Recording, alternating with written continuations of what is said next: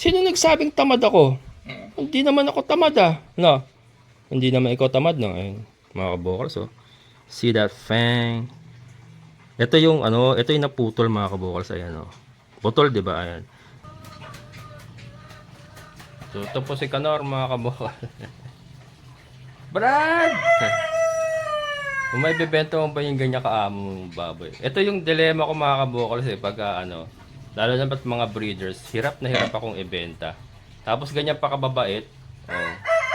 Ganyan pa sila kababait. So, hirap. Mahirap ha. Hmm.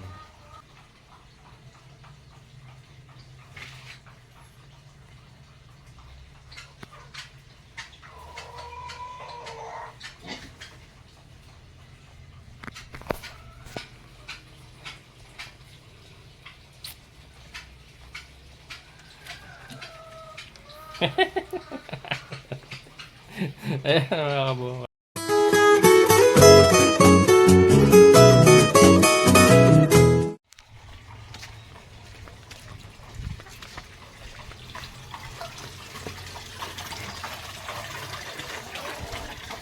Ayan mga kabukals, update muna tayo sa mga baboy. Pasyalan natin ating mga baboy. Tapos ko na magpaligo. Ayan.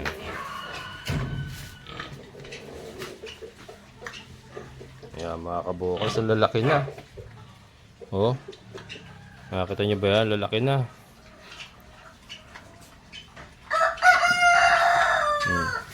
Si Mayora oh. Talagang nangingibabaw si Mayora. Ang maganda dito sa mga biik natin na ito mga kabukals, ang haba ng katawan. Oh. Nakita nyo ba? Ang haba. Napakagandang ano. Gandang gawing inahin talaga yung ganyan mahaba ang katawan. Ayan. Kasi mas mahaba yung latag ng mga biik sa tiyan nila. Hindi, totoo naman. Tsaka syempre pag ano, karamihan po ng lechonero mga kabukals, ang hinahanap talaga nila, yung mahaba ang katawan. Bakit kamo? Pagka yun ay nakatuhog na sa tubo, or naluto na tapos inilatag na dun sa karton, halimbawa ilalagyan nila yung packaging nila. Syempre mas mahaba yung lechon mo, mas maganda tignan, 'di ba? Parang ano siya, syempre malaki tignan kung mahaba. Ayan. So isa rin po sa magandang quality yung mahaba yung ating baboy para po sa ating mga magiging customer na lechonero. Masisiyahan din po sila kasi syempre pag nilatag nila haba ng lechon, di ba? Ganyan. So yun, kakaligo lang pero ganda ng dede no, buhay na buhay mga kabukals oh. Ito hindi ko na na-examine lahat to mga kabukals hindi ko na sila natignan lahat. Basta kasi lahat ng babae na natira doon sa anak ni Kimberly, itinira ko, hindi ko binenta. Pero hindi ko po lahat yan na-examine kung maganda ba yung dede. Basta lahat sila gagawing inahin. Pero ito si Mayora kasi nangingibabaw, talagang ano, ganda ng quality ng ano niya mga kabukals. Pero yung maliliit na yan, nakita ko yung katulad kayo na tumayo kayo na buhay yung mga dede. Ayun o. Kita nyo yung pigi mga kabukals oh. Pag tumayo yung ganyan, batak na batak yung pigi oh mga kabukals oh. Batak na batak yung pigi. Yan. Kanor, tamad ka daw brother, lagi kasi nakahiga eh. Tayo, walasti ka kasi eh. Hindi, okay na yan si Kanor mga kabukals. Medyo nakaka-recover na siya. Tamad lang talaga, lagi nakahiga.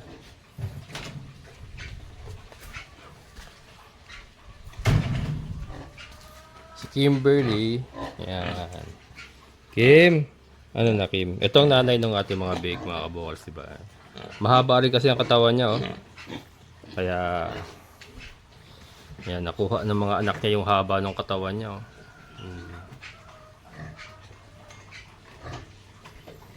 Berkative po sa mga bago sa channel ko. Si Kimberly po ay berkative at mule foot. Ibig sabihin ng mule foot, Yung kanya pong kuko ay magkadikit. Ayan o. Magkadikit yung kanyang kuko. Yan po ang milfoot kung tawagin. Bibihira po tayo makakita ng ganyan na milfoot. Kaya po yan. Isa rin pong characteristic ni Kimberly yung pagiging milfoot niya. Ayan o, kasi nga bibihira. Tapos maganda pa katawan niya, mahaba. And ang bilis lumaki ng kanyang mga anak. Yung pong isang gustong-gusto talaga kay Kimberly. Si Basha, yung ating namatay nga na disgrasya, sayang kasi parehas po sila ng quality. Ang pinagkaiba lang nila, hindi mulefooted si Basha. Pero yung laki po ng mga anak niya, ganyan din po. Mabilis din lumaki, malalaki din. Ayan.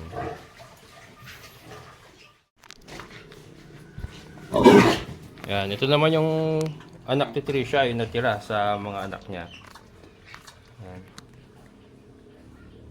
Paano ba ito? Bumabanda kasing liwanag eh. Ayan. Sorry, bumabanda po yung yung liwanag. Ayan. Shoutout kay Sir Arnold. From dito lang din sa San Rafael, Bulacan. Kinuha niya yung maliit na babae. Ayun, no? Yung maliit na babae natin. Ayan. Hindi nga po nakuha yung nakaraan kasi maliit nga. Pero binigay ko sa kanya 2.8 discounted price na lang. So, ang regular price po ng mga big natin is 3.5. So, ito, tinawaran niya tumawad siya. Sabi ko nga, sige 2.8 na lang. Pumayag naman si Sir. Meron din yata siyang parang free range na native pigs dito sa malapit sa Biola Highway daw. Yan, so magmi-meet up kami dito sa may Morongkilyo Elementary School bukas ng alas 5 ng umaga. Maaga nga lang. Maaga nga lang, pero yun. Okay lang, para sa ekonomiya. Para sa ekonomiya. 2.8, pambili din ng feeds ng mga natin, pinalalaki nating gagawing inahin yan. Ayan. So yun, 2.8. Salamat Sir Arnold. At kinuha mo yung isang babae. And then, tatlo na lang yung matitira dyan. Ayan na po talaga yung lalaki, tatlo. Kakapunin na natin yan. Tapos, iano na natin yan. I-grow out na natin para sa panglitsyon. Mahaba din po yan, mga lalaki na yan. Nakita niyo ba? Sorry kasi nagbabanda yung parang defective na itong ating cellphone. Madali na Ayan, mahaba rin po yung katawan ng mga lalaki. So, maganda rin po yan sa sa panlitsyon. Kasi nga yung pagka inilatag mo, mahaba yung kalalabasan nila pagka nakalatag na sila sa litsyonan. Hindi ko lang alam kung magkano presyo ng live weight ngayon.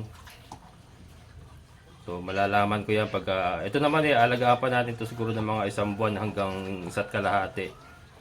Yan, hindi na natin sila palalaki ng gusto kasi magastos din. Grabe kasi ang feeds ngayon mga kabukals.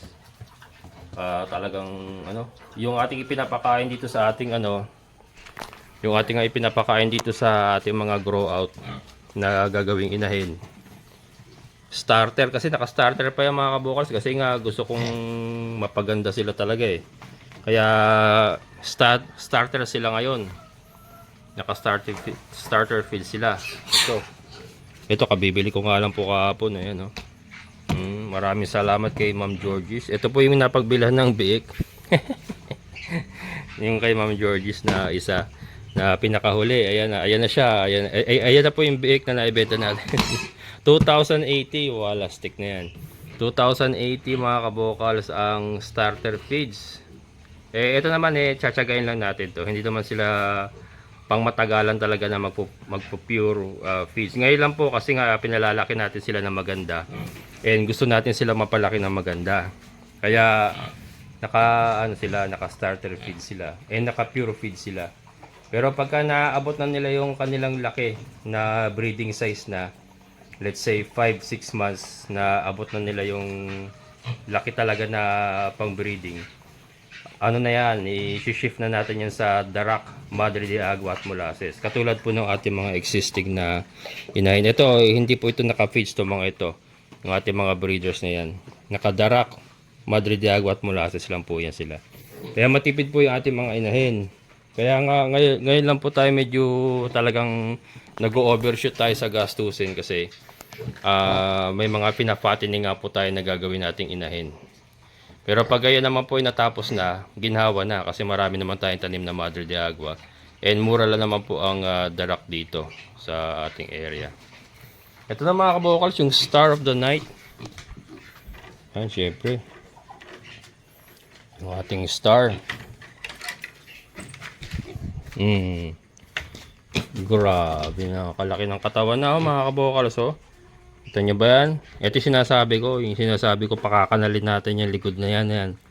Pakakanalin natin yan mga kabokals. Kapal. Ang kapal ng katawan, no. Si Tyson, ang ating barako. So imagine nyo mga kabokals, ito yung barako natin. Diba? Ano? Ano ka? Get over there. Yan ka. Yan. Di, mabait siya mga kabokals. May ipis po. Ayan. Si Tyson mga kabokals, oh. Solid na solid ang katawan. Diba? Oh, Brad. Ano, Brad? Ano, Brad? Yung harot mo may kasama kagat eh, ha? Ayan, oh. Solid na solid mga kabokals. Tyson. So, diba? Ganyan ang barako natin. Tapos ganito ang mga, ito mas magandang view dito eh. Tapos ganito ang mga inahin natin, no, di ba? So ganda. Nakikinikinata ko na mga kabokals yung mapuproduce natin gamit itong mga breeders na ito. Maganda talaga mga kabokals. Very confident ako na hindi naman po sa nagmayayabang, kaya lang kasi ngayon lang po tayo nakapag-upgrade ng ganitong linyada. Kasi nga usually 'di ba ang ginagamit natin si Canor na pure native. Tapos nakabili lang po tayo ng mga Bercative. Ngayon, Bercative plus mataas na bloodline ng Berkshire. Hindi naman po siya pure Berkshire, sabi nga nila. Hindi rin po natin alam kasi ang presentation kay Sir Jimmy nung pinagkunan niya is pure Bercative nga daw. Ayon doon sa pinagkunan niya. Pero marami po nagsasabi na hindi nga daw pure. So, sige, doon na lang po tayo sa nakararami na nagko-comment na hindi nga pure. Pero, nakita niyo naman ang katawan ni Tyson mga kabokals, diba? Solid. Solid. So, wag na po natin tignan yung puro. Kung puro man siya, tignan na lang po natin yung katawan. At the end of the day, pag yan naman po yung nilitsyon, hindi naman po hahanapin ng customer yan. Pure Berkshire ba yung lechon mo? Hindi naman po ganun yun. Ang hahanapin po talaga dyan is syempre yung body confirmation, quality ng karne, yun nga, yung haba ng katawan ng baboy, di ba? Hindi naman niya titignan ng mga lechonero or wala naman silang pakialam kung yan ba ay pure Berkshire o hindi. Basta quality po ang karne, ang laman, quality ang katawan ng ating mapuproduce sa mga panlechon. Yun naman po importante dyan. Ayan. So, kaya nga pinag-iigi ko mga kabokals, talagang kahit magastos, sige, pure feeds tayo para mapaganda ko kayo. Kasi, ano lang yan mga kabokals eh, ngayon lang yan. Kumbaga, walang rewind yan. Pag dito po sa stage na to, sumablay tayo ng pagpapalaki sa kanila, mababansot yan, hindi na nila makukuha yung maximum nila na ilalaki talaga. Pag dito pa lang nagkaroon na tayo ng problema. Kaya ito po yung pinaka-importanting stage ng mga palakihing baboy, lalo na kung gagawin yung mga breeders. Ito po, yung ganitong edad, ito going 3 months na yata sila. Ayan po, hanggang 6 months yan. Hanggang 6-7 months yan. Ang breeding age nga po, 'di ba 9 to 10 months ang breeding age po bago nyo pabulugan. Dapat 9 to 10 months yan. So, para makuha nyo yung maximum na laki talaga ng baboy, kailangan ibigay nyo yung nutrients na kailangan nila talaga. Sad to say mga kabokals, kung talagang gusto natin palakihin ang ating mga baboy, talagang kailangan natin gumamit ng feeds, commercial feeds. Kasi po, scientifically formulated na po yan, nandiyan na po yung mga kailangan nila talaga. growth hormones, mga nutrients nandiyan na po.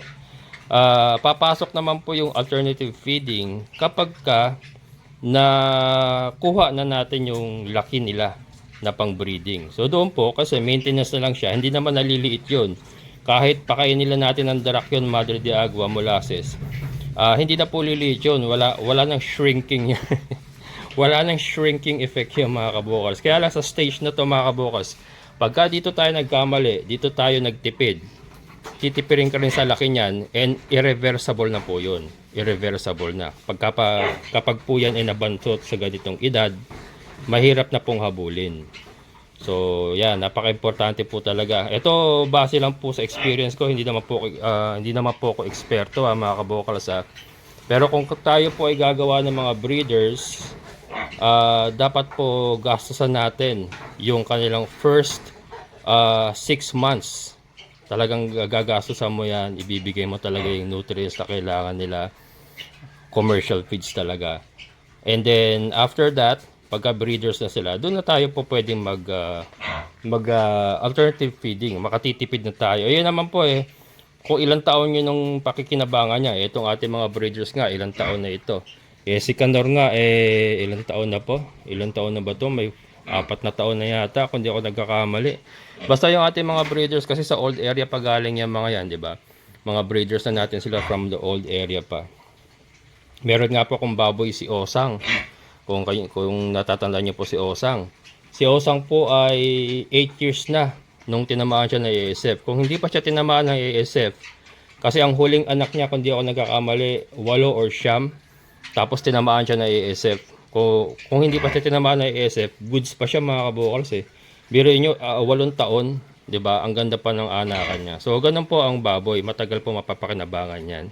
Lalo na native po ng atin Hindi ko lang po alam kung ano po ang protocol sa mga hybrid. Syempre iba po ang protocol nila sa hybrid. Pero ito sinasabi ko, ito pong ating mga upgraded native pigs. Ayan. So 'yun. Tiyaga lang mga kabukals at makararaos din. Importante nagsisikap tayo at ginagawa natin ang lahat para maitawid sila. Pagkaya naman po ay nakatawid na, ay ayahay na rin kasi ano naman yon, ganansya naman yun. Papalitan naman nila yung mga nagastos natin. Ganun lang naman yun. Yan. Hindi ko pa mabigyan ng mga pangalan kasi wala pa silang kanya-kanyang kwarto. Mahirap kasi tandaan niya. Ito lang si Mayora kasi madali siyang makita malaki. Pinakamalaki kaya yan si Mayora. Mayora na yung pangalan niya mga kabukals. Yung iba, tingnan natin kung ano mga pangalan nilang ibibigay natin. O si Canor, Brad, sino nagsabing tamad ako? Hindi naman ako tamad no? Hindi naman ikaw tamad no? Ayun, mga kabukals see that fang? Ito yung ito yung naputol mga kabukals. Ayan putol, di ba? Ayan. Ito yung sa baba niya buo pa pala. Ito yung lumalabas pagka sobrang haba na yan, lalabas yan dito. Nakaganyan na. Yan ang gusto kong mangyari kay Canor. Yung mailabas niya na itong kanyang pangil na ganyan. Ganda tignan. Sa kabila ganun din. Ayan putol din to. Hindi ko alam kung talaga napuputol ito. Bakit naputol? Pero kasi yung mga baboy ramon na napapanood nila, di ba? Salisi yung salisi yung ganyan. Sa kanya kasi naputol. Pero importante, solid okay pa rin yung sa ibaba niya. Ayan, si Canor. Rad, napakabait mga kabukals, napakabait. Kaya nga hindi natin susukuhan to. Siguro kahit hindi na siya nagbubulog, i-keep lang natin. Parang pet lang ba? Parang aso mga kabukals, nakita nyo. Parang aso, di ba? Yung ginaganyan mo yung pangil nyo, wala siyang pakialam. Napakabait mga kabukals. Kaya baka i-keep lang natin siya as pet kung talagang hindi na siya obra. Naka-alternative feeding naman ito Hindi naman masyadong magastos ito si Canor no? Hindi naman magastos na. Yung mga balahibo niya, ayan, bumabalik na. Saka ito yung kanyang Roman yung Roman ang tawag doon, Roman helmet. Bumabalik na yung kanyang mga Roman helmet na yan. Brad! Sige na. Huwag na. Hindi ka naman tamad din ah. Hindi daw siya tamad mga kabokals. Si Kanor. Ayan. Ito po si Kanor mga kabokal. Brad! Kung may bibenta mo ba yung ganyan kaamong baboy? Ito yung dilema ko mga kabokals pagka lalo na ba't mga breeders, hirap na hirap akong ibenta. Tapos ganyan pa kababait. Oh. Ganyan pa sila kababait. So, hirap. Mahirap ha. Iba kasi yung iba yung mga datingan niya parang aso lang talaga mga kabokals. Si Kanor. So, yun nga, kahit hindi na siya magbulog, sige. Gawin natin tong let nature take its toll. Bahala na si nature kung pero yan, hanggat kaya natin or hanggat kaya niya. So dito lang siya. Ibigyan lang natin siya ng sarili niyang kwarto. Ayan. Pero bubulog pa to mga kabokals, bubulog pa to. Yun nga, tinuturukan natin siya ng mga antibiotic tapos na siya sa antibiotic napurga na rin natin. Mga vitamins na lang siya, vitamins. ADE nga stimulate daw po yun ng breeding. Tapos yung kanyang vitamins B12 with multivitamins with vitamin B complex pala. Ayan. Si Kanor mga kabokals. Ayan. Brad, anong masasabi mo? Tamad ka raw, Brad Ha? Tamad ka raw ha? Tamad ka ba? Napakaamo mga kabokals. So yung mga kabokals, yan, kasama nga po sa pagbababoy talaga, yung gagastosan mo muna primero, lalo na kung gagawin mo breeders. So, after naman nun, magaang-gaang na. So yan, medyo lang po ngayon, talagang mabigat ang labanan ngayon, pero may tatawid natin yan. Ayan. At si Kanor, bubulog pa yan, Brad? Bubulog ka pa na, Brad? Bubulog ka pa? Kiss mo ako. Kiss mo ako. Dali! Napakaamo mga kabokals. Napakaamo. Ganyan ba yung barako nyo mga kabokals? Magaganyan nyo ba yung barako nyo? Ayan, comment lang po kung may ganito kayong barako. Native yan, pure native yan mga kabokals. Shoutout kay Sir Salvador. Yan, ng Salvador's Lechon. Yan, sa kanya po natin nakakuha ito. Nung ibinigay niya sa akin to, kakahuli lang. Kasi ang kanyang sistema kasi doon gala lang. Nakagala lang yung mga baboy niya, nanganganak lang doon sa kawayanan. Lalabas ng kawayanan, may mga kasama ng biik. Ganun, ito po si Kanor, ganun po siya. Kaya nung una nakuha natin to, napaka-wild niya. Talagang wild. So, napaamo natin siya kasi himas-himas. Katulad po ng ginagawa natin kay Tyson, himas-himas, araw-araw.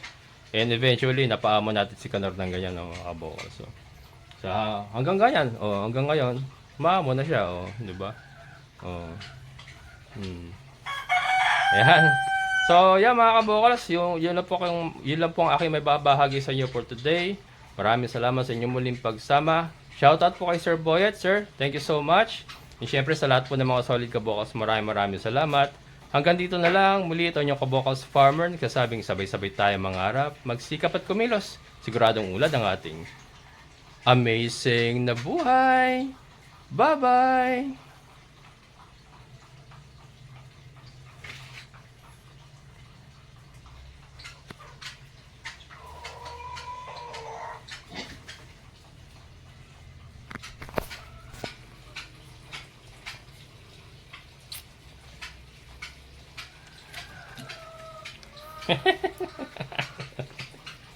Ayan mga kabukals.